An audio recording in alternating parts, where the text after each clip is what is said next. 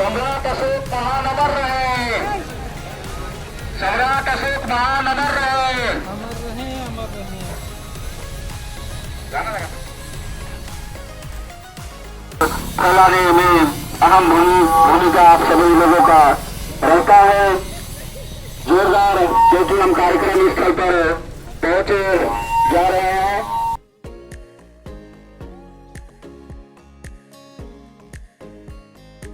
की अध्यक्षता कर रहे परम सम्मानीय डॉक्टर सचिदानंद मौर्य जी, आप भारतीय तिरंगा का कमी बजाएंगे।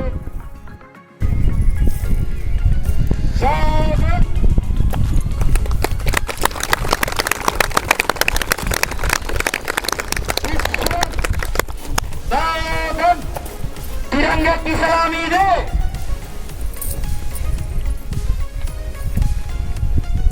राष्ट्रगान प्रारंभ कर।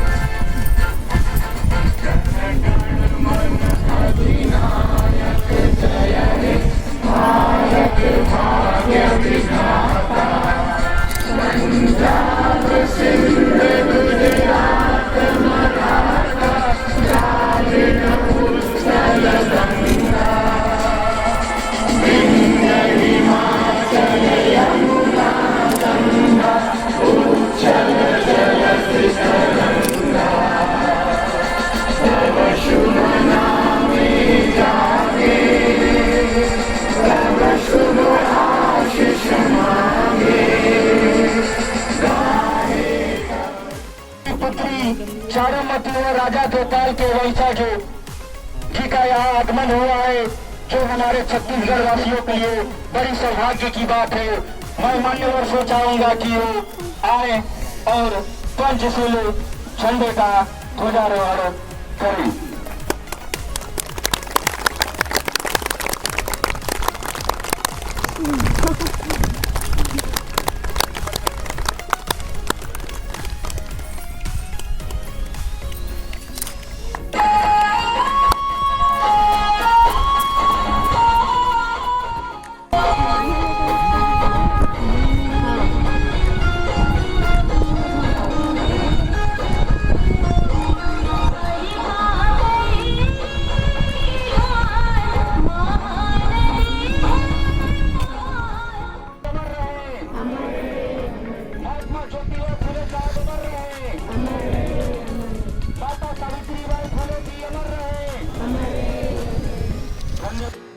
साथ ही अति विशिष्ट के रूप में परम सम्मानीय ब्रिज किशोर मेहता जी जो रायगढ़ से हैं, वो भी सादर मंच पर हार्दिक अभिनंदन, स्वागत है।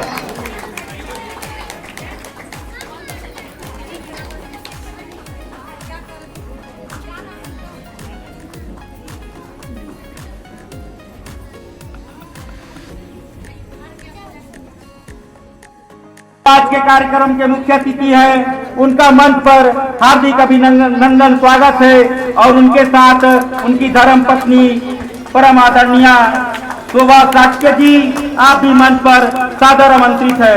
मैं सभी साथियों से चाहूंगा कि इनका जोरदार तालियों के साथ स्वागत करते हुए मंच पर का सम्मान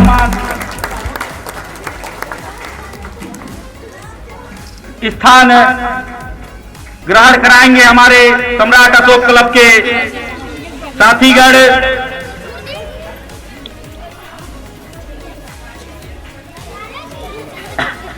साथियों, मैं हमारे अतिथियों से चाहूंगा कि वो साथ में ही दीप प्रज्वलन भी करें। माल्यार्पण के पश्चात हमारे महापुरुषों के छाया चित्र पर दीप प्रज्वलन भी करेंगे।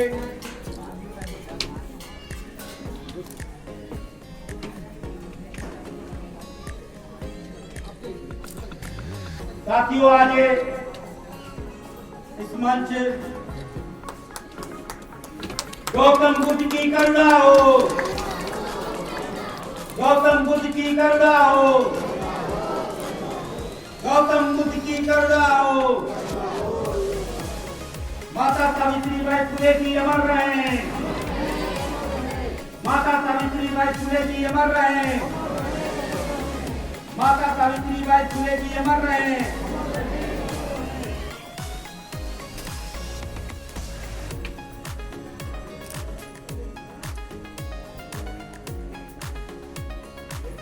बड़ी सौभाग्य की बात है साथियों, ये हमारे छत्तीसगढ़ के धरती पर नेपाल काठमांडू से काफी दूर है। छत्तीसगढ़ से काफी काठमांडू नेपाल दूर है। वंशज जिसे हम लोगों को रूबरू होने का जो अवसर मिल रहा है, यकीनन एक ऐतिहासिक पल होगा हमारे छत्तीसगढ़ के लिए, क्योंकि हम लोगों ने अपने महापुरुषों के बारे में थोड़ी बहुत जानी है। पर छोटेलाल कुशवाहा जी, बलौदा बाजार जिला अध्यक्ष, इनके साथ ही हमारे बीच परम आदरणीय डॉक्टर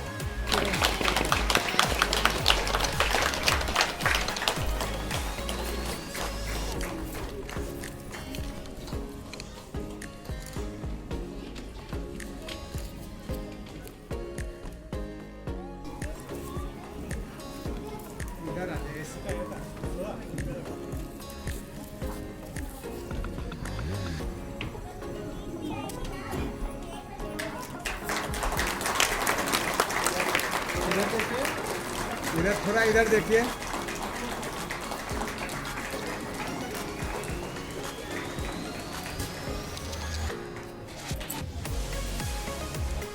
हमारे बीच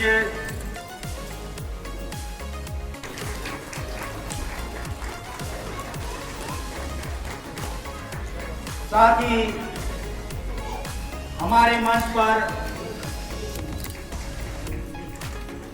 मंच पर मंचासीन है। कुशवाहा जी से चाहूंगा कि वो मंच पर आए। हमारे बीच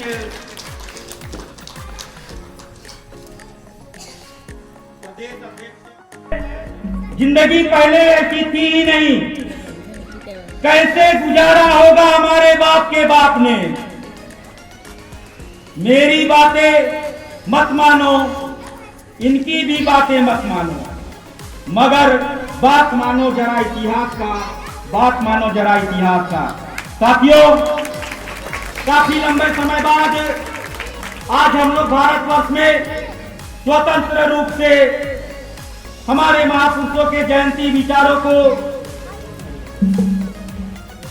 आजादी के साथ सफल कार्यक्रम बना रहे हैं, जिसमें हमारे महापुरुषों की पूरी जिंदगी लग चुकी है।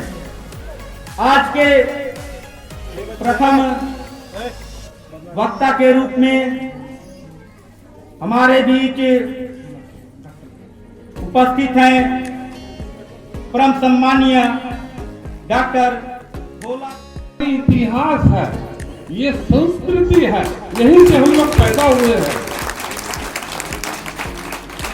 आज आप स्वयं अपनी आंखों से देखिए, संस्कृति के मालिक सामने बैठे हैं।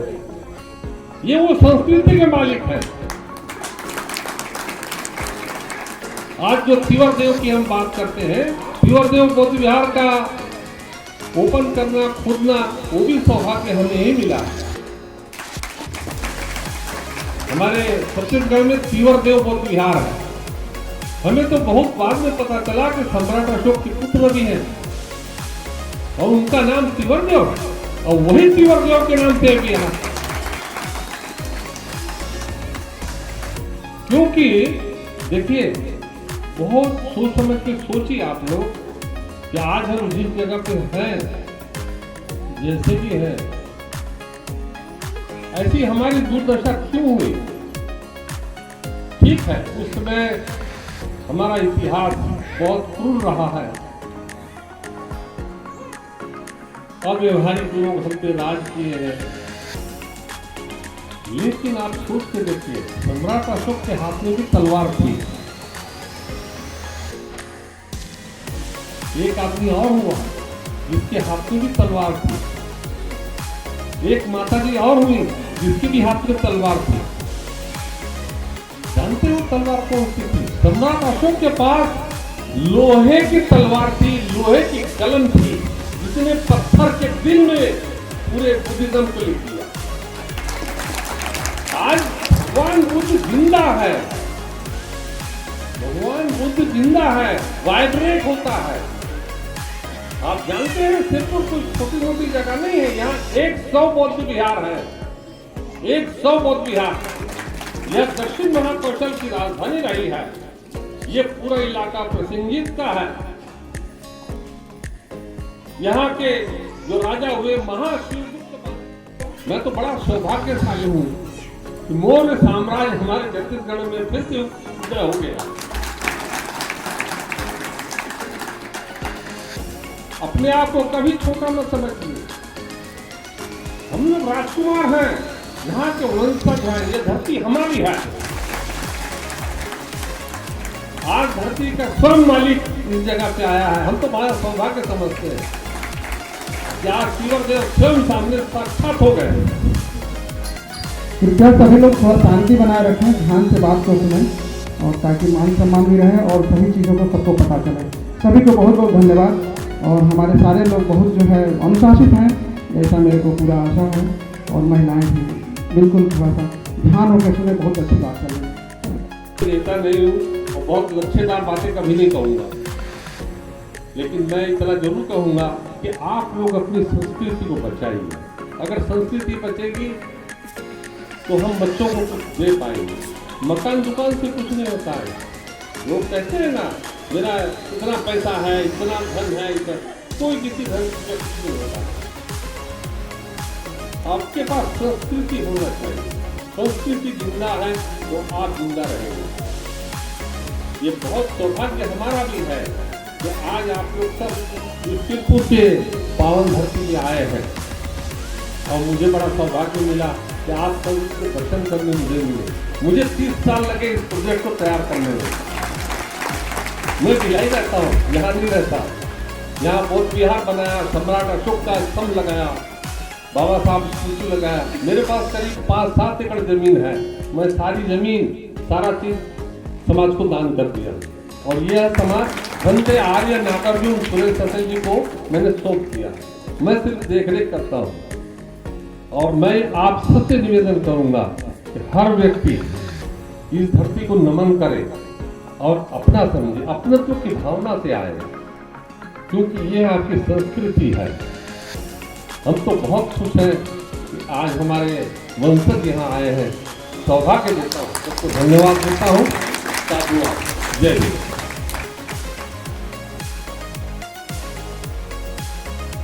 ऐतिहासिक क्षण है। आज हम सबके बीच एक ऐसा रिश्ता खड़ा है, कहते हैं कि एक पत्ता अपनी डाल से टूटकर, एक पत्ता अपनी डाल से टूटकर इधर भटका उधर भटका बहुत भटका। एक पेड़ का पत्ता अपनी डाल से टूटकर इधर भटका उधर भटका बहुत भटका। वो खोजना चाहता था अपना अपनापन और बचाना चाहता था अपना हरापन, लेकिन उस बेवकूफ पत्ते को ये पता नहीं है कि रेगिस्तान में फूल खिलाया नहीं जा सकता और कभी भी अपने मूल से अलग हटके अपना अस्तित्व बचाया नहीं जा सकता। जब भी अपने मूल से अलग हट जाएंगे, शाखा अपने वृक्ष से अलग हट जाएगा और वृक्ष अपनी जड़ों से अलग हट जाएगा, वो सूख जाएगा, धीरे धीरे समाप्त हो जाएगा और आने वाली पीढ़ियों को केवल टूटे हुए खंडहर दिखाई देंगे, हकीकत दिखाई नहीं देगा। आज हम जो कुछ भी देख रहे हैं वो हकीकत नहीं है, और जो हकीकत है वो हम देख नहीं रहे हैं।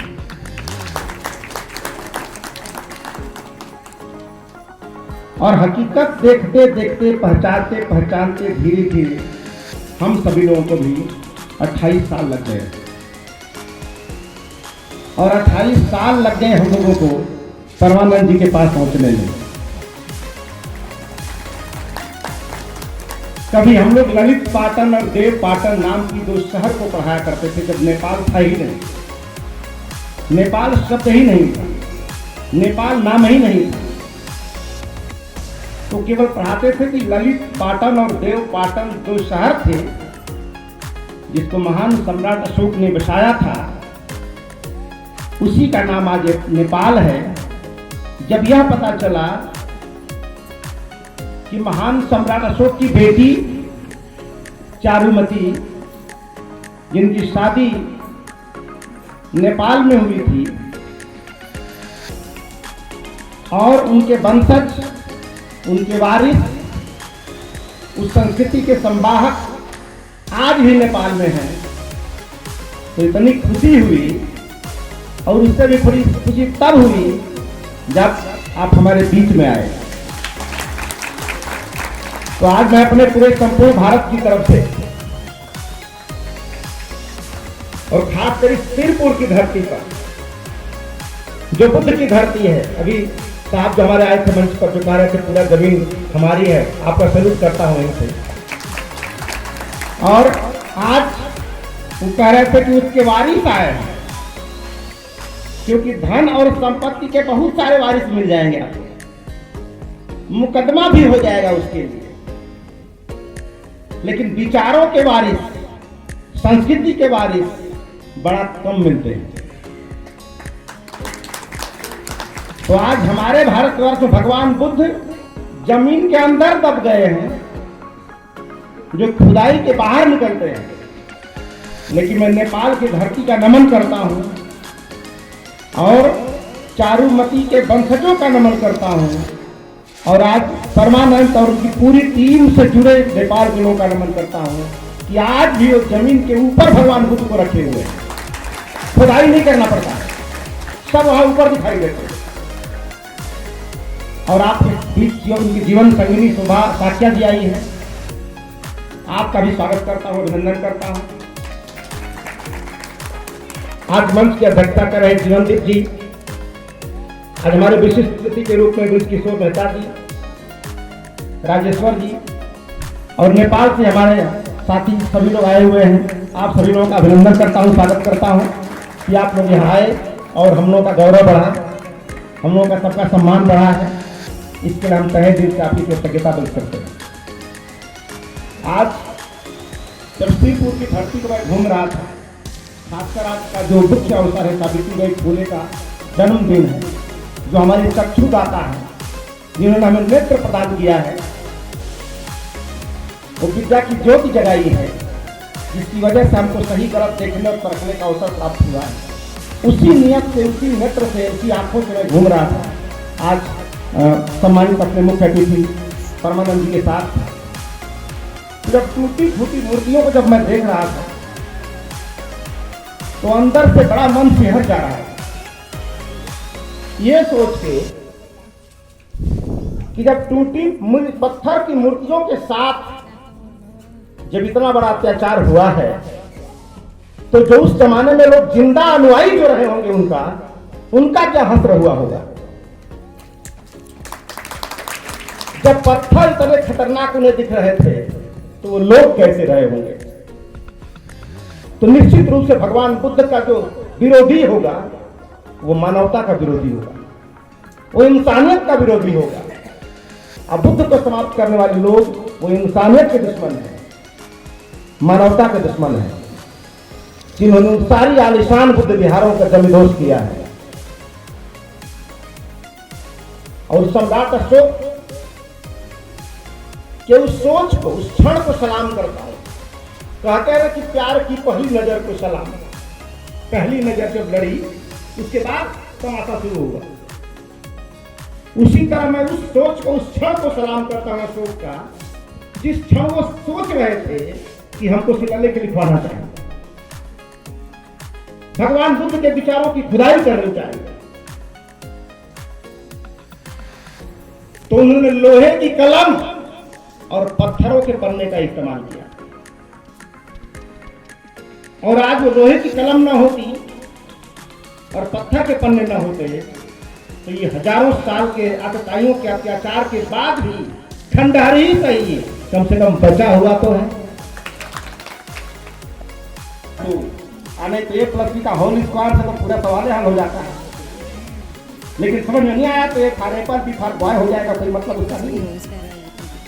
इसलिए आज आप लोगों ने मेरी बातें सुनी है, आप सभी लोगों को धन्यवाद देते हुए और नेपाल से हमारे सम्मानित अतिथि आए हैं, आप सभी लोगों का सम्राट अशोक क्लब की तरफ से हार्दिक अभिनंदन करते हुए आप सब लोग भी आए, आप सभी का अभिनंदन करता हूं और ये संबंध हमारा मधुर से मधुरतम बने इसकी मंगल कामना करते हुए सिरपुर के और आसपास के जो जिलों से आए हुए हमारे पदाधिकारी और कार्यकर्ता और लोग हैं, हमारी बहनें हैं, आपका सैल्यूट करते हुए और अगले कार्यक्रम के लिए जब आइएगा तो ध्यान रहे इतनी बस आए कि कार्यक्रम बस में न रह जाए, कार्यक्रम बस में न रह जाए। इस उम्मीद के साथ अपनी वाणी को विराम देता हूं। जय बुद्ध, जय हिंद, जय Bharat. Thank you. A descendant of Charumati Vaishnavi of Nepal, and respected member of his family who accompanied him, as well as a guest seated on the stage, respected immense personality sitting in front. Because of the land of his people, Buddha, Dhamma, the work of Ashoka, the great and great deeds of Savitri Bai Phule and Jyotiba Phule. We girls have got the right to read, write and speak. Otherwise, we would not have been able in Sirpur. Today, when I have come to the Sirpur, the statues of the Bhagat Buddha and the Ashoka the Great Stupa, I impress Lord. I express my gratitude to all of you for listening to attending my Namaskar. सम्राट Ashok club करती है, सादर मंच पर आप लोगों के बीच में है। धन्यवाद। पहले तो नमो बुद्धाय, नमस्ते। हम नेपाल में नमस्ते कहते हैं।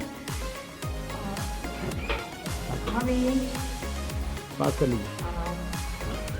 जो निमंत्रणा भेजते हमारे छत्तीसगढ़ के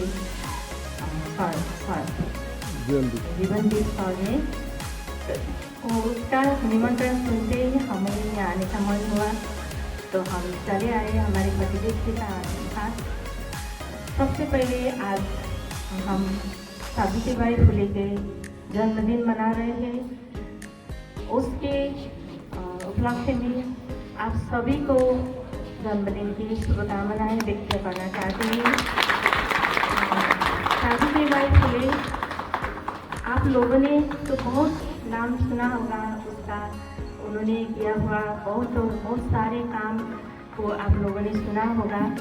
सबसे पहले तो प्रथम शिक्षिका, महिला शिक्षिका थी, जिसके कारण आप लोग हम भी आप लोगों को देश में जो सुधार होता है, जो अच्छा काम होता है, अच्छा बुरा जो होता है छिमेकी देश के कारण वहाँ पर असर होता है।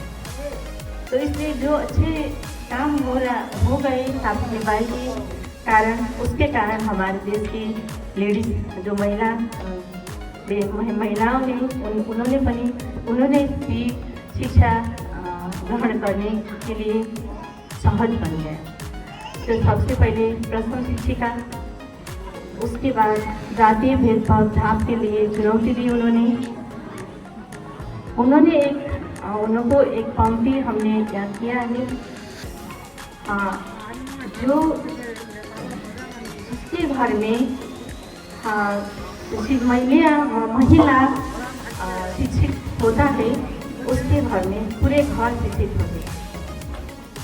तो इसलिए आप लोगों को हम निवेदन करते हैं कि सावित्री बाई फुले को समझो, उनके विचारों को समझो अच्छे से, उनके काम को सराहना करो।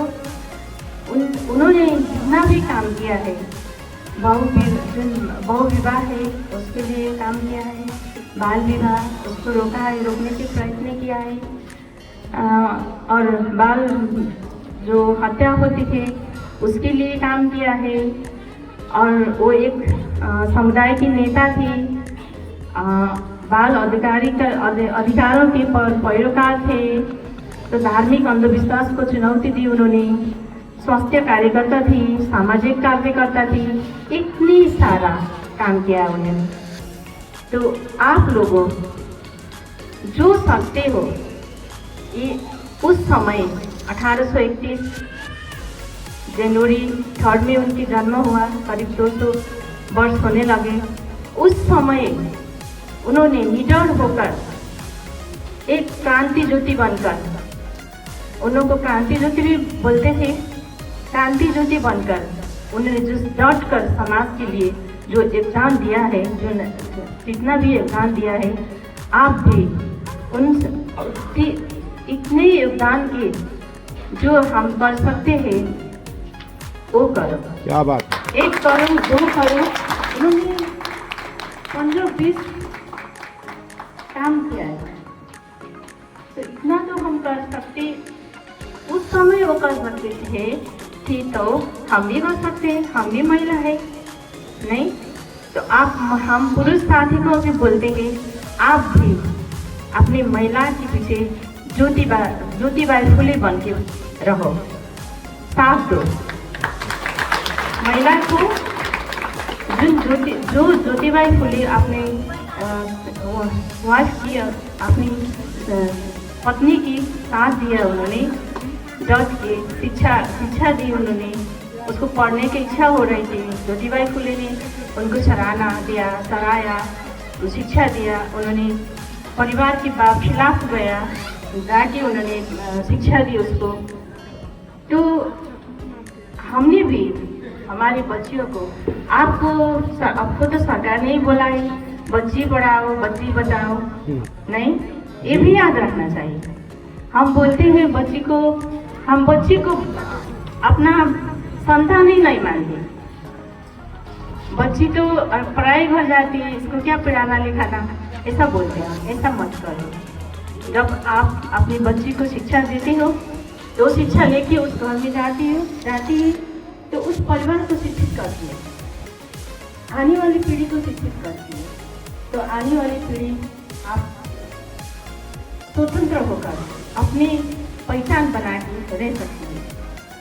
तो इसलिए हम आप सभी को सावित्री बाई फुले को जितना भी हिस्ट्री है उनको पढ़िए, पहले तो पढ़ना चाहिए। सावित्री बाई फुले क्या है, कैसा महिला थी, तो कौन सी काम करे उन्होंने, कौन सा काम करा, ये सब आप लोगों को बुझना जरूरी है। हम महिला है, महिला होकर हम ढेर सारा काम कर सकते हैं, समाज में योगदान दे सकते हैं। हम घर में महिला घर की चूल्हा चौका करने से नहीं जानती, मात्र नहीं जानती, पढ़ाई किया तो पुरुष से आगे बढ़ सकते हैं। क्या बात है। और पढ़ किया तो पुरुष से भी आगे बढ़ सकते हैं, बहुत कुछ कर सकते हैं। तो इसलिए हम सभी को धन्यवाद देते हैं इस प्रोग्राम में, कार्यक्रम में हमें बुलाया, और तहे दिल से हम धन्यवाद करते हैं। एक शुभकामनाएं प्रेषित करता हूँ। सावित्रीबाई फुले महिला शिक्षिका और सामाजिक सुधार की अग्रणी थी। उन्होंने अपने जीवन की सामाजिक रूढ़ियों को चुनौती देने और वंचितों के उत्थान के लिए समर्पित कर दिया। उनके योगदान अत्यंत उल्लेखनीय है। सावित्रीबाई फुले ने भारत में महिला बालिका विद्यालय स्थापित कर महिला शिक्षा का मार्ग प्रशस्त किया। उन्होंने जाति आधारित भेदभाव के खिलाफ लड़ाई लड़ी और अछूत सभी समुदाय की शिक्षा प्रदान करने के लिए कार्य किया। उन्होंने महिलाओं के अधिकारों, शिक्षा और स्वतंत्रता की वकालत की और उन्होंने सामाजिक रूढ़ियों को चुनौती देने के लिए भगवतो अरहतो सम्मा संबुद्धस्सा। नमो बुद्धाय। सभी को नमस्ते और हमारी अपनी भाषा में सभी को जो लता।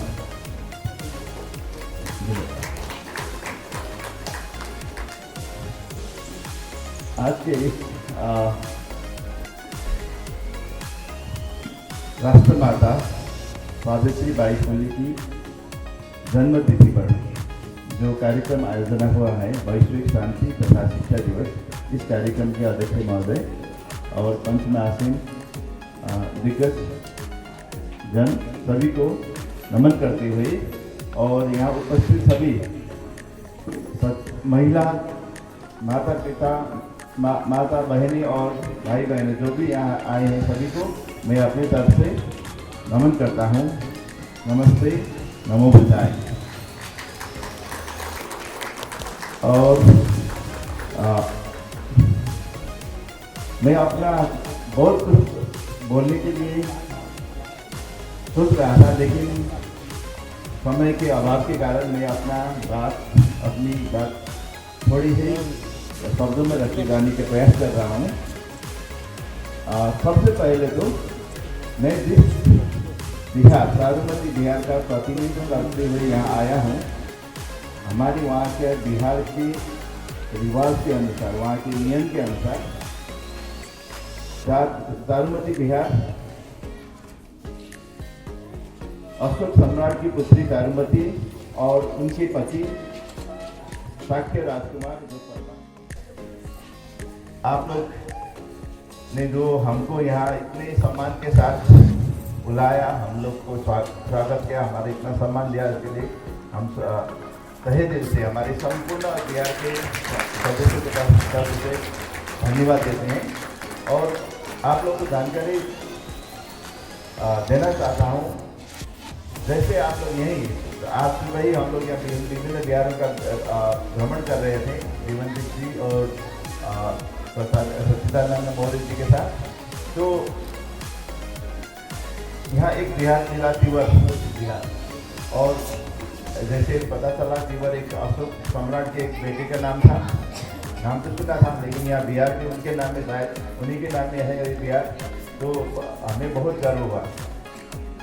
और जैसे सम्राट अशोक के बेटे तिवर का बिहार, आप लोग भी आइए, हमारे यहाँ भी आइए, देखिए हम लोगों ने कैसे बुद्ध के शिक्षा को, बुद्ध के धर्म को बताए रखे हुए हैं। इसके लिए हम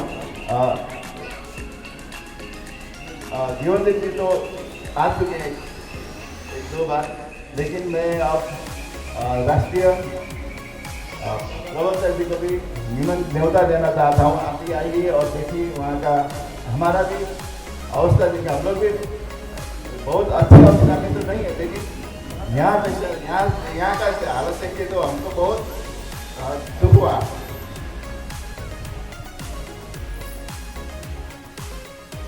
अब मैं थोड़ा घुसपैठ हुआ है और हमारे संस्कृति में भी बहुत सा कार्य हुआ है, लेकिन सांस्कृतिक रूप से ही सही हम लोगों ने बुद्ध का धरोहर को बचाए हुए रखे हैं। जहाँ से बुद्ध का ज्ञान इतना फैला हुआ सारे संसार में फैला, वहाँ जहाँ देखते हैं नालंदा जाओ वहाँ की भग्नावशेष है, सारनाथ जाओ वहाँ भी भग्नावशेष बाकी है, बोध गया में जाओ वहाँ भी अभी मंदिर वो बोध गया का स्तूप खड़ा है।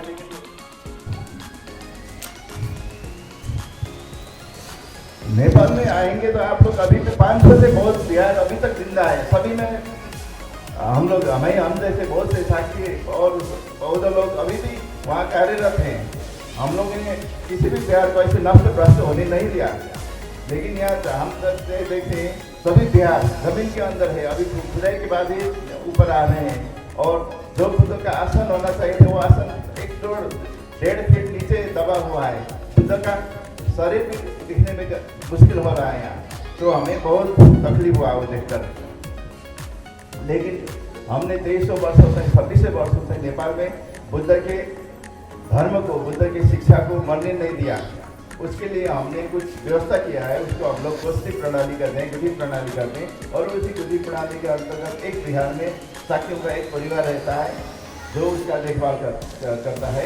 उसी प्रकार हमारे बिहार साबरमती बिहार में हम लोग अभी भी हमारे बिहार का देखभाल करते हैं। हम लोग सभी हर एक रोज सुबह और शाम बुद्ध भगवान का वंदना करते हैं, 10 पारमिताओं का पाठ करते हैं।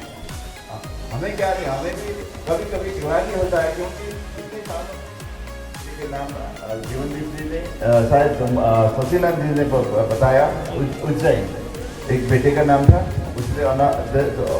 दूसरे बेटे का नाम कुना था जो शायद गंधार में गए थे राज करने के लिए, और एक बेटे महिंदा थे जो श्रीलंका गए थे, और बेटी थी संगमिता वो भी श्रीलंका गई थी। यहाँ से बोध गया से जो बौद्ध वृक्ष का बौद्ध वृक्ष का पेड़ छोटा शाखा लेके गए थे, और वो शाखा अभी तक वहाँ जिंदा है। और उसको सपोर्ट देने के लिए सोने का पिलर से सपोर्ट किया हुआ देखिए आप लोग फोटो देखिए। श्रीलंका में यहाँ का बौद्ध वृक्ष को जो बहुत बड़ा, क्योंकि वो अब तो 2600 वर्ष हो चुका है, और कोई कई शाखा बहुत पुराना वृक्ष है, वो शाखा इतना पुराना होता है उसको सपोर्ट चाहिए, और उस सपोर्ट श्रीलंका के बौद्धों ने उसको सोने का पिलर से सपोर्ट करके रखा हुआ है। तो आप लोग गौरव कर सकते हैं यहाँ का धरती का, जहाँ का एक पेड़ को इतना सम्मान मिला है। उसी तरह सम्राट अशोक की एक बेटी थी चारुमती, और चारुमती जब सम्राट अशोक के साथ नेपाल में गई, आप लोग को पता ही है नेपाल में लुम्बिनी में भगवान बुद्ध का जन्म हुआ था, तो वहाँ उन्होंने पिलर अपना स्तंभ रखा था यहाँ पर, तो भगवान बुद्ध का जन्म स्थान के चिन्ह के रूप में। हो सकता है उसी समय वो काठमांडू, जहाँ अभी काठमांडू है, उस समय तो वहाँ उसको शायद काठमांडू नहीं कहते थे, तो वहाँ पहुँचे अपने बेटे के साथ, अपने गुरु बुद्धगुप्त के साथ। तो वहाँ कुछ साक्ष्य जो कपिल वस्तु से खदेड़े गए थे और बाकी जाना पड़ा था बुद्ध के समय में। आप लोगों को पता है बुद्ध के समय में ही शाक्य वंश का विनाश करने के लिए कौशल के भीड़ुबम ने आक्रमण किया था और बहुत से साक्यों का कत्लेआम किया था। तो उसमें से बचने के लिए कुछ साक्य यहाँ भारत के दक्षिण तरफ आए, कुछ साक्य उत्तर की तरफ कंधार की तरफ भी गए, तो कुछ साक्य नेपाल जहाँ अब काठमांडू वहाँ गए थे। उसी साक्यों में से एक राज्य था साक्यों का, वहीं का राजकुमार था देवपाल। और जब चारुमती वहाँ पहुंची तो देवपाल के साथ उनका राजकुमार देवपाल के साथ हुआ, और उन्होंने वहाँ एक राज्य, बहुत सुंदर राज्य बनाया। उसी राज्य को आज भी हम लोग देवपतन कहते हैं। देवपाल और चारुमती ने बनाया हुए राज्य को देवपतन कहते हैं, और ये इतना सुंदर बना कि बाद में उस नगर को सुवर्णपुर भी कहा जाने लगा। आज भी उस नगर को सुवर्णपुर भी कहते हैं। और उसी सुवर्णपुर के क्षेत्र में ये चारुमती और देवपाल जी ने, हमारे पूर्वजों ने स्तूप भी बनवाया था, उसको अब चारुमती स्तूप कहते हैं। और एक बिहार बनवाया था, उसको चारुमती बिहार कहते हैं। और भिक्षुनियों के रहने के लिए भी एक बिहार बनवाया था, उस बिहार को मैजूबाग कहते हैं। लेकिन वो मैजूबाग आज नहीं है, वो भौतिक रूप में नहीं है, लेकिन उसका स्थान जहाँ वो किसी समय रहता था उस स्थान को आज भी मैजूबाग कह के नामकरण रहा है। लेकिन चारुमती बिहार अभी भी जिंदा है, चारुमती स्तूप अभी भी उठा हुआ है, वो जमीन के अंदर नहीं गया है।